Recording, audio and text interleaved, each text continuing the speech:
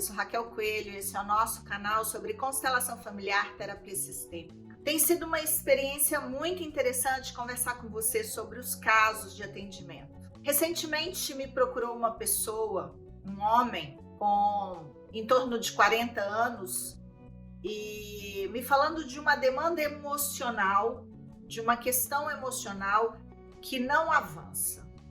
Um relacionamento mal resolvido, um primeiro casamento, onde não houve sequência, mas está mal resolvido, e eu vou explicar isso. E um segundo relacionamento no qual ele realmente gosta dessa pessoa, mas também a coisa não avança. A pessoa não quer seguir no relacionamento.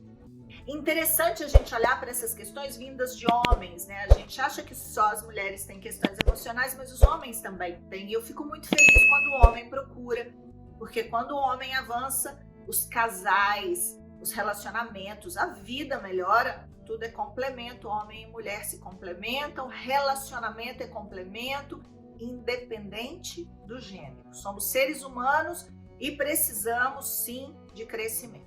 E essa pessoa, esse homem, me buscou para a gente conversar um pouco sobre a questão. Olha o contexto. Ele vem de uma família extremamente conservadora, um pai crítico, julgador, uma mãe super protetora. Qualquer semelhança é uma mera coincidência. Quando a gente tem uma questão, né? Isso não vale para todos, é comum, mas não é para todos. Cada um precisa se aprofundar mais e mais nas suas questões para entender que tem questões que são específicas. Mas esse caso esses pontos são pontos que aparecem em vários dos meus atendimentos. E ele muito ligado à mãe não tem força do homem para assumir e ir para um relacionamento saudável. Isso não compromete a masculinidade da pessoa em questão, mas compromete a força do masculino. Nós não estamos falando aqui de poder sexual, de força sexual, não é isso. Não me interpretem por esse lado, por favor. Mas sim daquela força de quem inicia um compromisso, segue com um compromisso, essa força da sequência que vem muito do pai. E por estar muito ligado à mãe, é como se não tivesse espaço para uma outra mulher nessa relação e inconscientemente as mulheres sentem isso. Então é uma dinâmica inconsciente e tem vários outros pontos. Na relação dos avós, por exemplo, é um padrão que se repete, dos bisavós até onde ele sabe também tem um padrão se repetindo nessa história. E aí é muito importante a gente entender o seguinte: identificamos um padrão.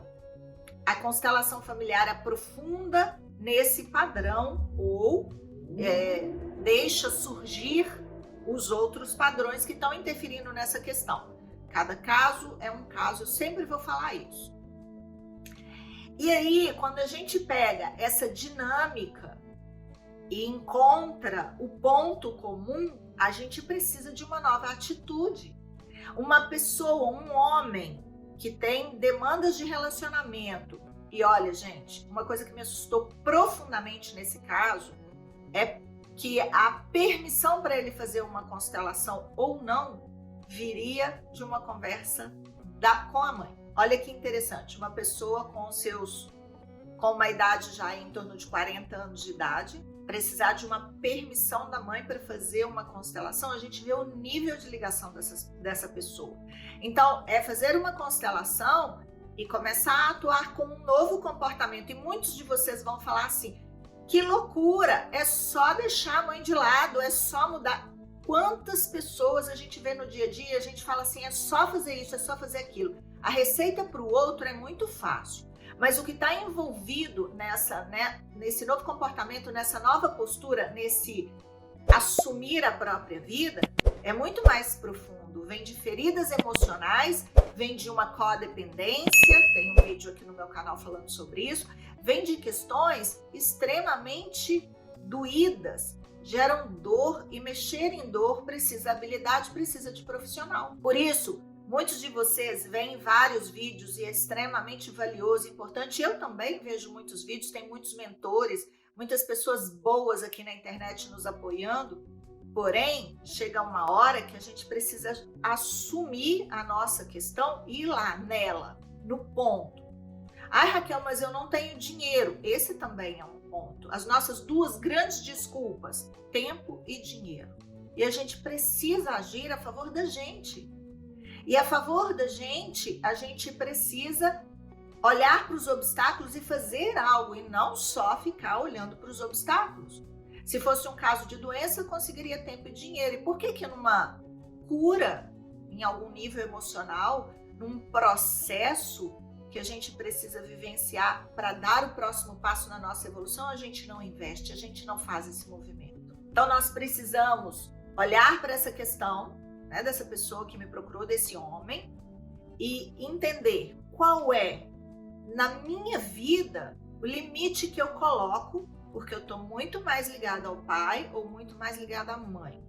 Na minha vida, quais os pontos eu ainda não avancei, porque eu não vejo. Eu vejo no outro, eu julgo no outro, eu critico no outro, eu acho fácil para o outro fazer, mas eu não olho para mim.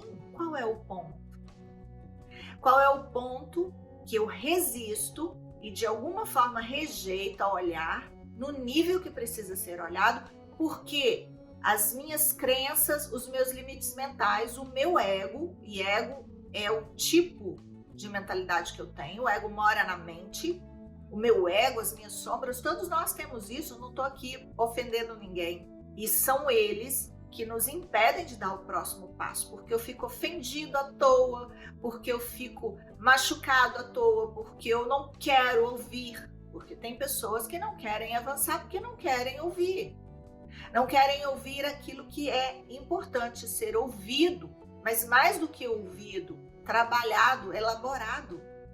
Eu ouço muitas pessoas falarem assim, não vou procurar uma terapia, não preciso disso. Todos nós precisamos de um novo olhar, de um suporte, de um apoio que nos leve para uma outra direção. Uma coisa eu sei, fazendo as mesmas coisas, do mesmo jeito nós vamos ter os mesmos resultados. Essa forma de lidar com a vida precisa mudar. A vida quer que a gente aprenda diferente. A gente precisa pôr uma intenção na nossa vida, conectar-se. Gente, não ter uma pessoa do lado, como no caso desse rapaz, no caso dele e no caso de muitos, eu sei, é carência. Vem de uma ferida emocional lá de trás. A necessidade de ter uma pessoa antes de olhar para questões importantes na nossa vida é carência. Tem saudade envolvida de relacionamentos anteriores, ciclos não fechados. Lembra que eu falei lá no início que o ciclo dele não está fechado no primeiro relacionamento? E não está. Porque a saudade, a mágoa, a culpa interferem nos nossos relacionamentos seguintes. A gente está vivendo um tipo, na realidade, de solidão necessária, na minha opinião. Como assim, Raquel? A solidão é essa desconexão da gente. E a gente precisa voltar para casa, para nossa casa interna. A gente precisa mudar essa história. E sim, curar essa solidão. Não é olhando para carência, não é olhando para saudades, não é olhando só para medos e inseguranças. A gente precisa olhar para nossa identidade.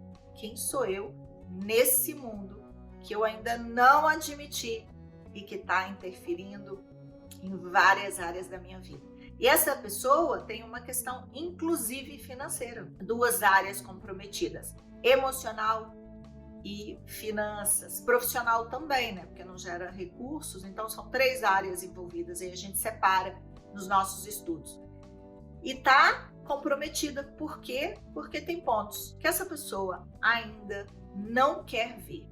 Ai, Raquel, você fala quer ver como se a gente fosse culpado. Não, porque quando a gente tem um desejo ardente, um desejo profundo de solucionar algo em nós, a gente vai solucionar.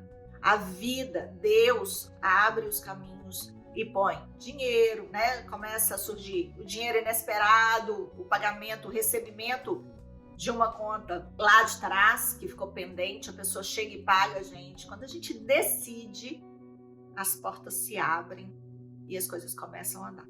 Por isso, querer de verdade e dar passos em direção a esse querer com uma intenção de evolução, uma intenção positiva, vai fazer toda a diferença. Se você gostou desse vídeo, compartilha, comenta, divulga e se inscreve aqui no nosso canal, porque toda semana a gente tem um conteúdo fantástico aqui para compartilhar com você.